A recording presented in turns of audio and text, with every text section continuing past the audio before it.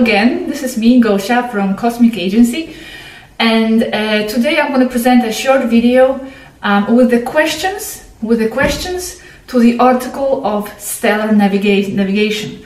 As you know, we are not with Swaruu anymore right now, and these questions were made during the time, more or less around the time when she sent us the article. So the list of questions is not very extensive, but I hope you can enjoy it anyway.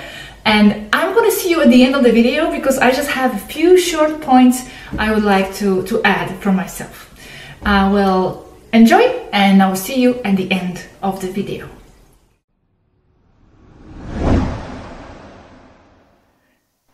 Hello, Swaruu.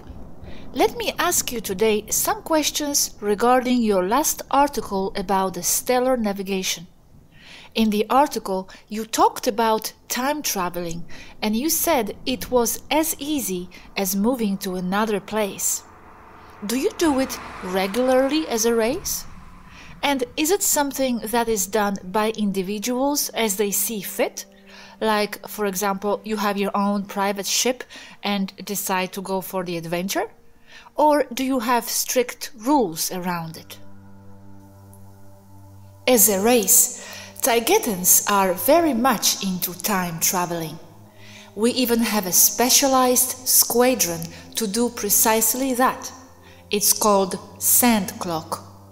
Only people or individuals with the highest respect for life, ethics and integrity are allowed into that squadron.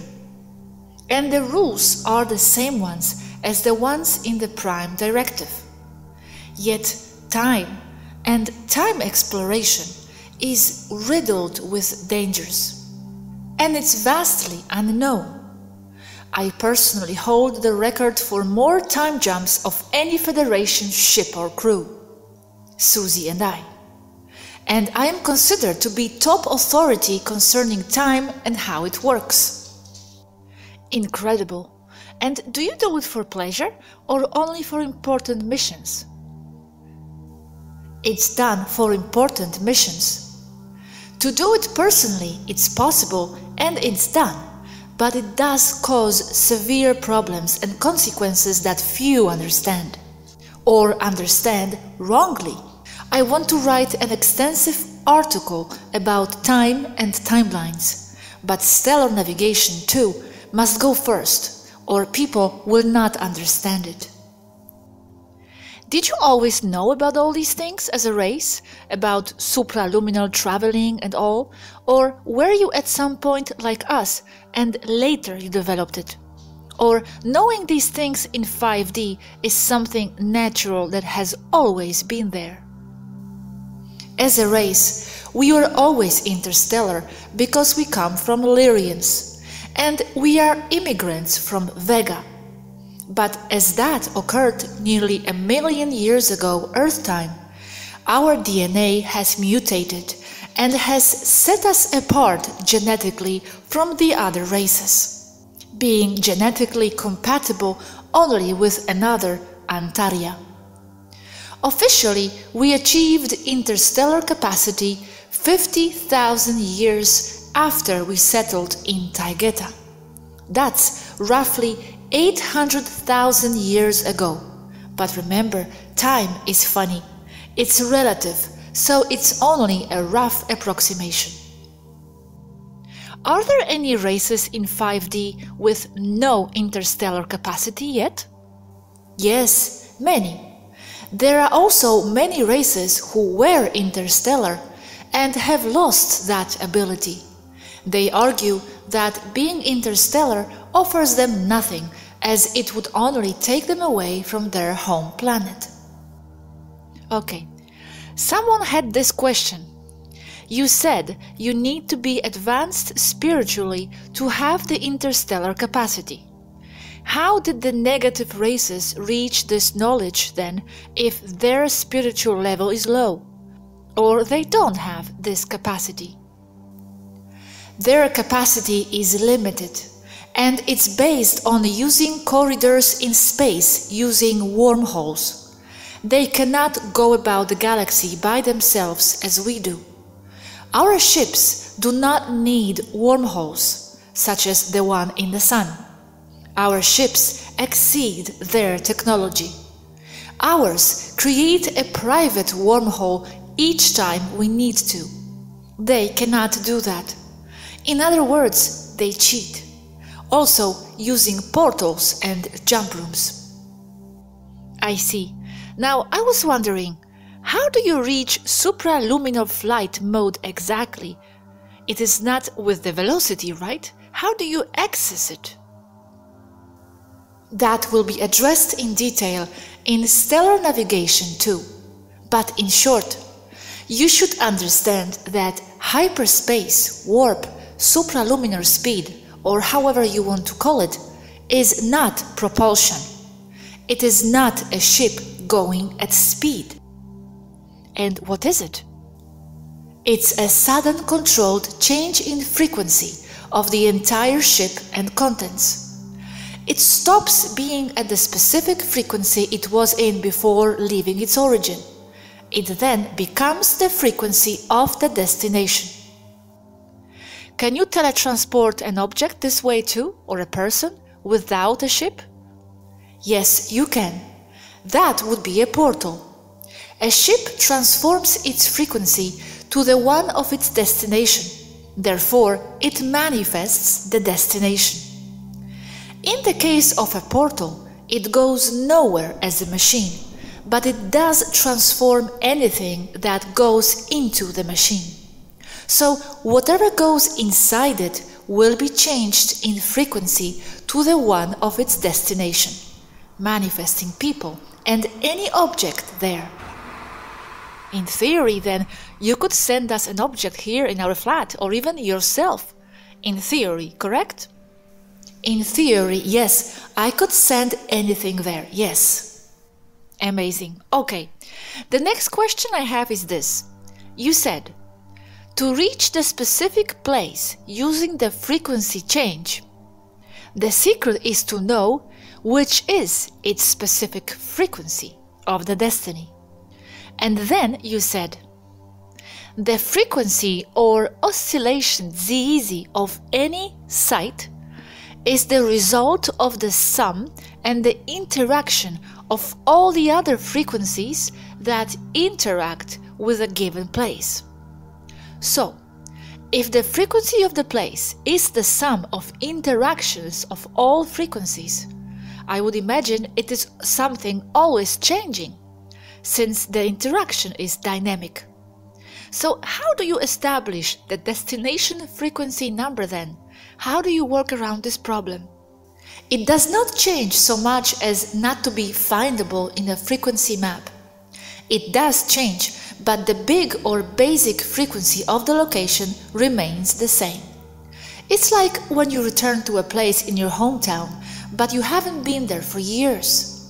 You know it's there and where it is. You can find it.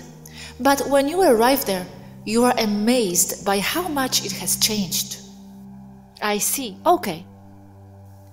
The next question to ask is, how do you travel to a place that you do not know its frequency? How do you explore the unknown? Exactly. It was on my list too. I know. You must understand that frequencies in a stellar map, places, are the result of the interaction between all other frequencies around it, other places. So you can, to a good degree, calculate with your computer what basic frequency an unknown spot may be at. Basic frequency as in Paris, with no greater details like Eiffel Tower, etc. So you can jump to the best calculated place. Then you calculate again and then you jump again. It's a step-by-step process and it takes time. Okay, and later you go exploring, introducing new data at each step. Yes, exactly. Or, if the place is small enough, you can use the impulse engines. Those are the supraluminar ones. Those are propulsion. I know there are several top human scientists one in France and another in MIT Boston MA working on warp drive engines. I've seen them. They are only propulsion again, not true warp hyperspace. Once I talked to one and he proudly said that they could expect to reach 50,000 kilometers per second with that technology. I responded, why so slow? Notice something. Earth scientists insist that nothing can go faster than light. That's so wrong, so wrong. But anyway, ships do not violate their calculations, wrong or not, because it's not propulsion, as I said. Yes, I understand. You know, now that we talk about it, the exploring. Each time I go exploring into a new place, a new terrain, a mountain, a river, a new town I have never been to, I have always had this feeling that I am registering it somehow, mapping it out, like a distant feeling, or perhaps a memory. And new data is being absorbed within me, and that I expand, or the knowledge expands. Maybe it's my ET memory, but I love that feeling of making the unknown known. Yes, you are mapping it out. I think it's the same process, only mentally. Yes, mentally. Although I do have a feeling as if there is something through me registering it too, interfacing or something, mapping out. Your body is like a drone for yourself, your soul, to work through. Yes, my body is a drone. That's how I feel, so well expressed. I must share this with the people. Okay, Swaruu, before the time is up, I have this burning question. You mentioned in the article the mass and the complexity of a specific object in the universe is the result of the accumulation of the attention that the given place receives from the original source or ether. You mean the elephant receives more attention from the source than an ant? Yes, the elephant is a much more complex organism and is getting a lot more pure attention than an ant or a skinny me. This is why. Why is it receiving more attention? A body is made of individual cells. Each cell in itself is a living organism, and it's considered as the prime or initial organism, even by earth science. It has all its internal organs, and in itself it has a consciousness of its own. So your body is a community. You are not one person. You are a complex society of individuals working to manifest Gosha. The same way all the living organisms on Earth or on any other planet compose the cells that will make up the Earth as an individual or as a consciousness. Cells make you, you and others make the Earth and others will make up bigger parts until you reach all together, oneness, source. Alright, now I have this question. When the UFO disappears suddenly in the sky during the sighting, is it because it accessed the supraluminar mode? Yes, it either jumped to hyperspace or it simply activated the invisibility cloak. Jumping to hyperspace is a part of the supraluminar flight mode, yes? Yes, jumping into hyperspace is the same thing as jumping into supraluminar flight mode. In the article, you mentioned that for the supraluminar warp flight mode, you need to introduce 3 types of data: the destination frequency, when you want to reach there, and where you are coming from. Why is it important to introduce the frequency of origin? If you don't introduce the origin data, you cannot go back to where you came from. Partially that's why many ships get lost in time and never return. me included. But sometimes you jump so much that what you introduce as origin loses its accuracy. That's what happened to me. Ah, okay, logical.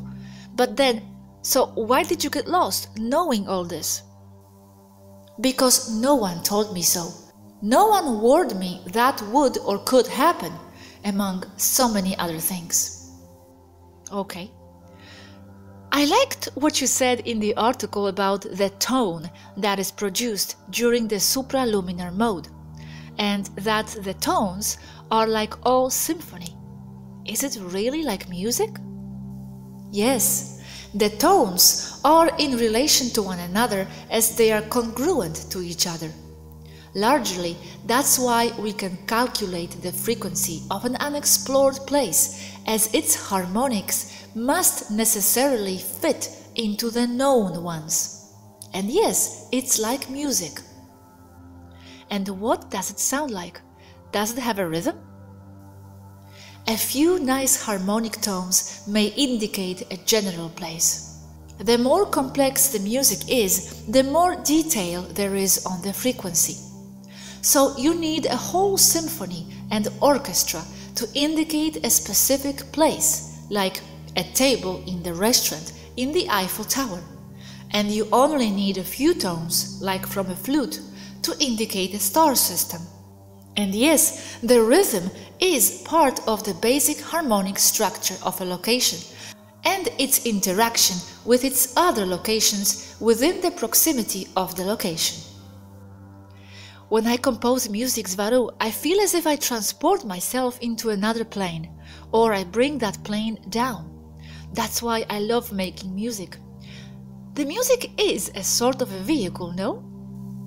It is a vehicle. It's frequency. And frequency is everything in this matrix, both 3D and primordial. Feeling is frequency through your heart and soul. Excellent. Okay, we will finish here as we don't have much time today. Thank you so much for answering all these questions. You are welcome, and thank you.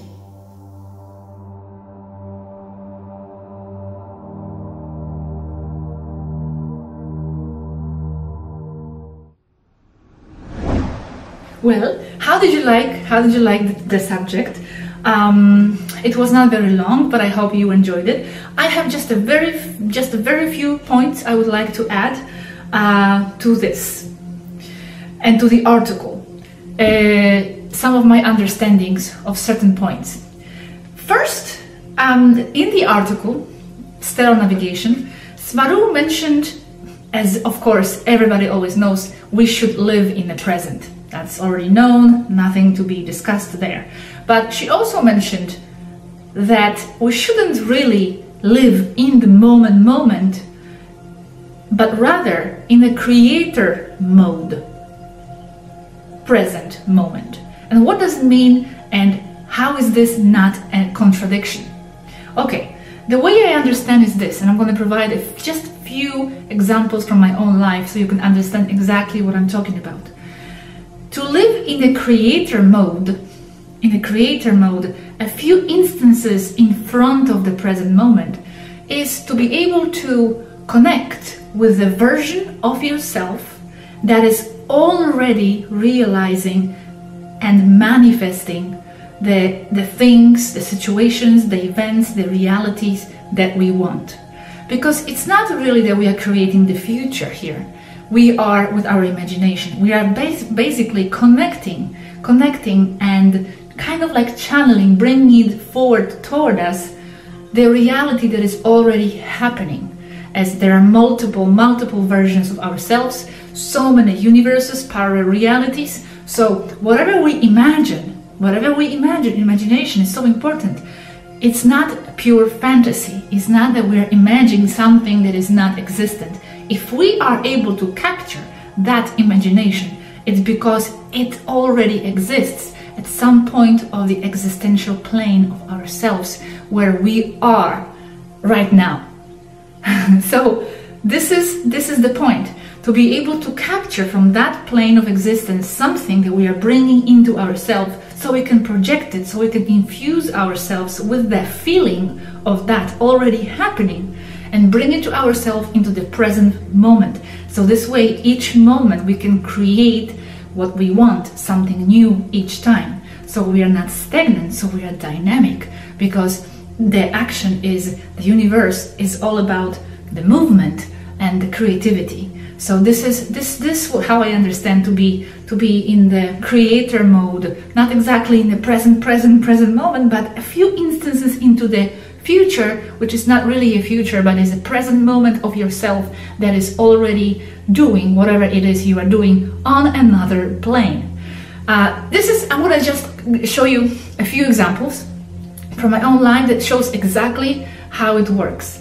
Okay. And I'm not going to give you all the examples. I have many examples. All my life it worked like this pretty much. But the recent example is in 2011 when I opened my shop, Cosmic Agency. I had this vision. You see, I had this kind of like a feeling, distant, remote, almost like a memory. It's a very strange feeling because it's a kind of imagination from the future, it could be, but it's also a memory. It's a memory and the imagination from the future at the same time. It's a very strange feeling, and it's because on the other side there is no linear time, so everything just mashes together. The future can be the past and past can be the future, all is at the same time. So I envisioned that I would have some sort of I would be some sort of a linking point between the humans and the extraterrestrials. I had no idea what I was thinking about. I had no idea what I was talking about. It was just a strange sensation that I had, but I had this vision of being here as sort of a medium point. So I opened the shop, which was just a normal shop, esoteric shop with incense, candles and all that kind of stuff, salt lamps and Buddha statues, but I called it Cosmic Agency. And what is agency? It is a place that links two parts. Like in a real estate agency, it links the sellers and the buyers, so it connects two parts. So without knowing exactly where it was going, I was already bringing it forward into this plane, Cosmic Agency, the shop. But I had this vision of being some kind of a strange linking point.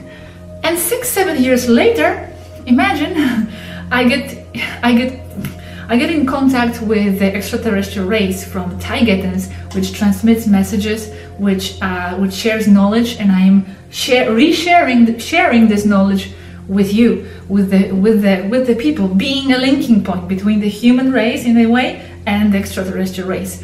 So that's what I'm talking about. It's to be able to capture from some version of ourselves whatever it is that we want to be doing, and not be afraid of how impossible it may seem. Completely eliminate those words, those concepts from the mind. Impossible or difficult. No. Just focus on that intuitive feeling that you have of yourself doing that already.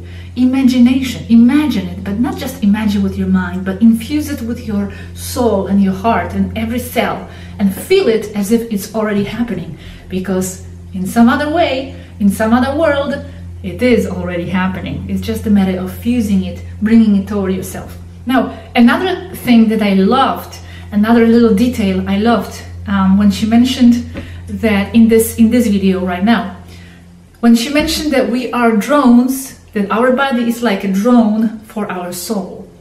I loved it because every time I go exploring, because it was mentioned at the moment when she was talking about the exploring of the unknown. Every time we go exploring the unknown, every time I go exploring the unknown, like if I'm in a new place, in a new city, in a new town, in a new mountain, whatever it is, whatever new I see and I perceive, it's as if I'm registering the data and saving it somewhere within some part of myself. It's as if I'm registering and absorbing the new information, the unknown, and I'm making it known. To make the unknown known, mapping it out, is what excites me and what expands me. That's why I love traveling, among other things.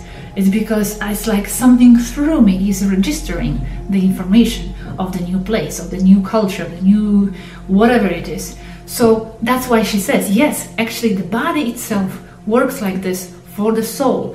We are drones of ourselves. Our physical vehicle is a physical mechanical drone for our soul that is gaining experience and that is looking for creative experiences and for any new feelings and thoughts and revelations to discover. So it can register that and download it somewhere into itself and expand. That's how I feel. That's how I feel, and that's why I loved this example. Okay, and the last thing I want to mention, and this actually goes back to the video of the previous video of how to be a 5D person. I wanted to share this with you a while ago, but I was waiting for the right moment. And this is about judging and no judging situations at the same time, about the contradiction, apparent contradiction of judging and no judging at the same time. When she was talking about that the 5D person doesn't judge, but at the same time, and I asked at the same time, Swaruu, but how don't you judge the reptiles when you fight against them? So there is some kind of a judgment there if you fight against them. How do you solve that contradiction? So that's when she says you judge on one level within the game of 5D reality, and then on the other level you don't judge because you are also a being from beyond this reality. So I wanted to provide you with a very short example of how I actually felt it myself and what it exactly means from my understanding. So maybe you can understand it better. Long time ago, when I was in a relationship, long time before I actually got to know these ideas, before I knew anything about the extraterrestrials, I was in a relationship. And in that relationship, there were certain behaviors from that person that I didn't quite appreciate, that I felt were disrespectful or that were hurting me. Don't worry, it was fine, it was great. It was a great relationship, but there were some things that I just didn't like, and I found destructive to myself. So I remember in those moments, I felt very at one with the situation, not affected at all. I felt as if there's a part of me that feels nothing against those attacks, I could call it. I didn't feel anything. I didn't feel affected. I didn't feel any reaction. I accepted it. I felt indifferent. I didn't respond. I felt there was a part of me completely untouched. And then I started to realize, wait, this is not right. Why am I not demanding a different type of behavior toward myself from this person? Why am I so indifferent? I should react. I have to react. This is not right. This is not correct. So I kind of, in a way, not forced myself, but put myself more in the game of the relationship and decided, yes, I have to react. This is not correct. I have to judge the situation. So I'm going to judge and I'm going to insist on a correction of that situation. So why did I feel these two opposing realities in myself? Not judging his behavior and then putting myself to judge. It's because our being, the multidimensional being that we are, exists on all these different planes at the same time. So within the 3D and 5D, there are certain games. Well, the 3D and 5D is a game, basically. So within this game, there are certain rules of conduct and behavior, ethics, whatever rules actually you want to impose on yourself during that game, within the game. So while our being, the multidimensional being, total being that we are, while this being is perceiving itself through the avatar of the 3D or 5D person. Within this game, the avatar does judge and does react because it's abiding by the rules of the game that it is perceiving at the moment. So at the moment we are perceiving we are avatars here in the 3D, we have to react, we have to do what is correct, we have to judge, we have to try to fight against the evil, whatever it is, the evil that we imagine is, we establish the rules, okay? So within this avatar we play against what we feel is incorrect. But at the same time, being the multidimensional being that we are also, and at the same time, outside of the game of the avatar. That's why we feel outside of the game, and that in the state in which we just observe what's happening and without putting any judgment on what we are observing, because we perceive it from a different level. So that's what judging and non-judging is referring to. And it is a part of becoming a 5D person, to be able to open ourselves to these seeming contradictions and integrate them both into one reality. To be able to be a 3D person, 5D person, 7D, 12D, whatever person at the same time. Know that we are in a game, and within the game there are certain correctnesses and certain rules. So abide by the rules, help the person if you see a person in need, but at the same time be aware of your higher realities and do not get attached to the game of the suffering moment that your avatar is perceiving.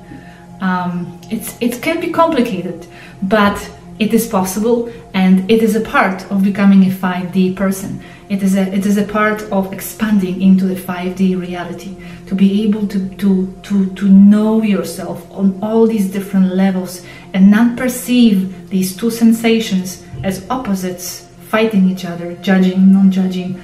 No, do not judge as the higher being that you are at the same time, and judge within the avatar of your 3D or 5D, soon hope, existence, and integrate them both into your reality, because you are both. We want it or not, we are both, and more and more. So this is how I understand it, and I hope it can help you perhaps understand a little more too, the judging and non-judging part. Well, thank you very much for watching again. Let's continue to learn and expand, and I'm going to see you in the next video. Thank you again. See you next time.